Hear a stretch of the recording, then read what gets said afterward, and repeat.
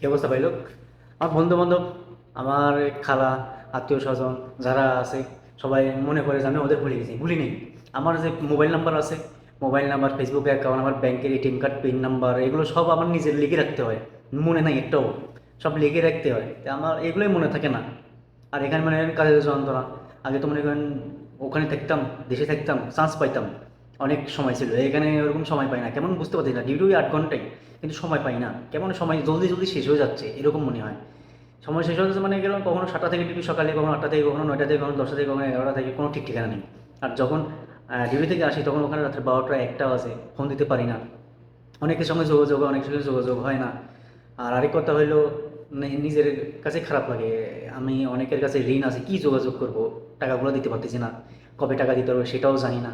আল্লাহ কখনো না কখনো টাকা দিবে, শোধ করবো ইনশাল্লাহ। কাউকে ভুলি নেই, ভুলি নেই, ভুলবো কেমনে? ইনশাল্লাহ যোগাযোগ হবে, সবার সঙ্গে যোগাযোগ হবে, ভুলবো কেমনে? নিজের যেগুলো মোবাইল, আমি যে মোবাইল নাম্বার ব্যবহার করি সেটাও মনে নেই আমার। যে মোবাইল নাম্বার ব্যবহার করি সেটাও মনে নেই। তো আর আর সবার মনে আছে, বন্ধু বান্ধব, আত্মীয় স্বজন সবাইকে মনে আছে। আর পরিবারে তো তেমন একটা নাই, বিয়ে তো করি নাই।